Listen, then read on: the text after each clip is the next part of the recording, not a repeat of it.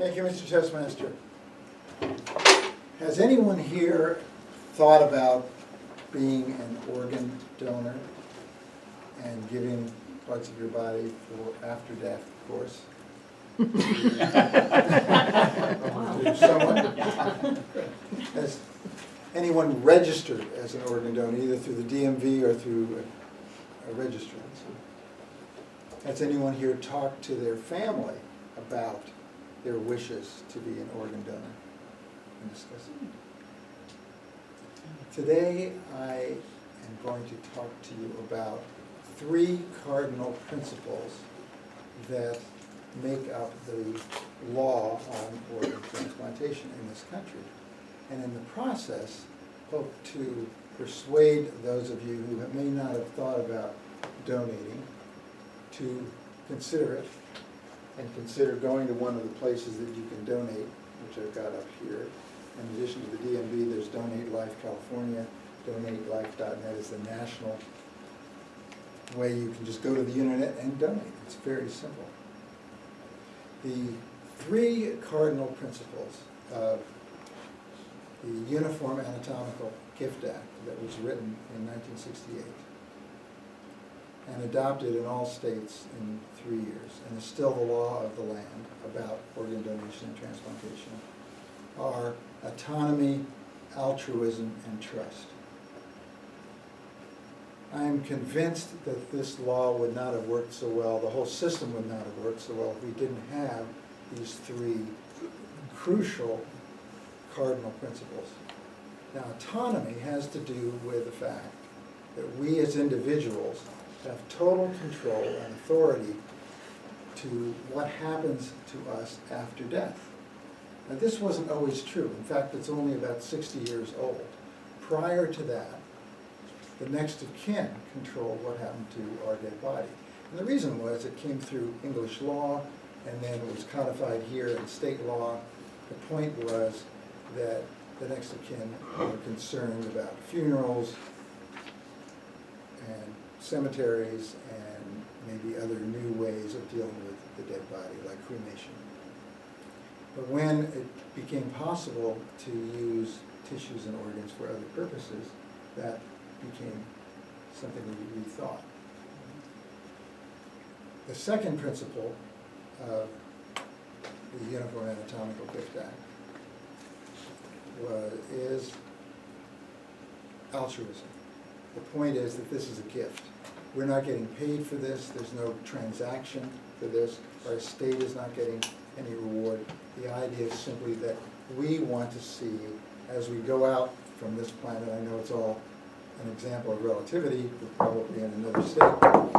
To the extent that our organs are still organs, we can help other people who are failing kidneys, hearts, lungs, liver, pancreas, small intestine, corneas, other tissues such as bone, skin, that we don't think of as much, but are also very valuable in helping people who have health problems, either to save their life or to enhance their life.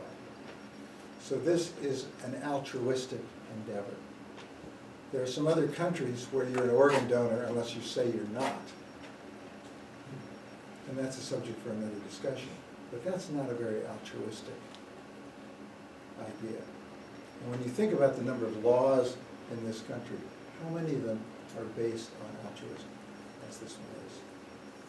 The third cardinal principle is trust. And that is that we must have trust in this system, all aspects of it.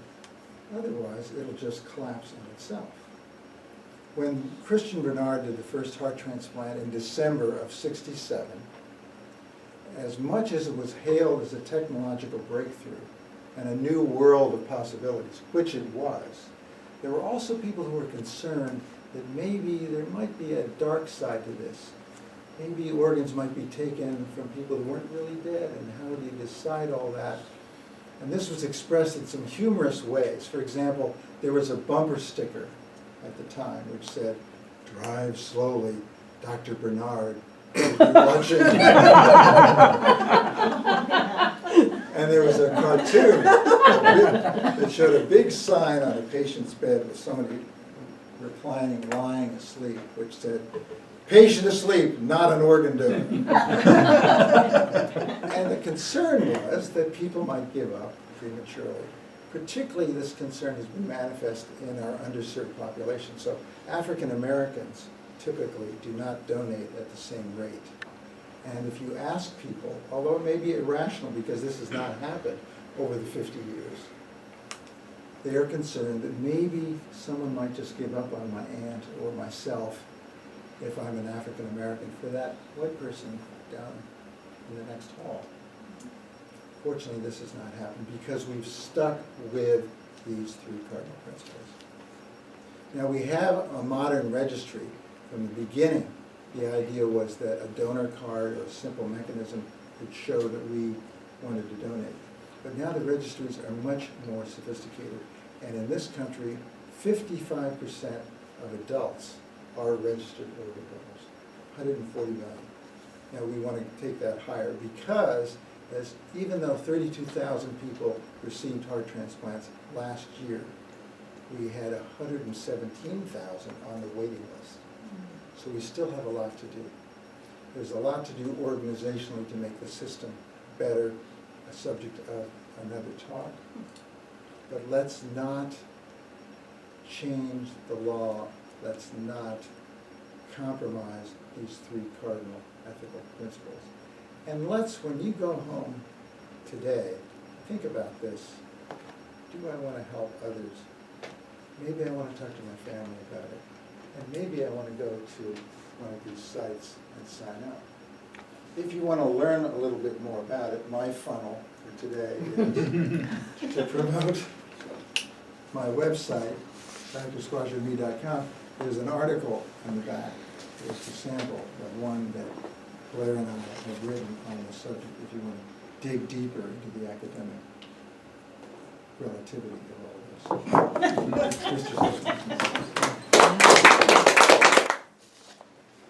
Fellow Toastmasters, esteemed guest, it's a privilege to evaluate this particular speech and this particular speaker.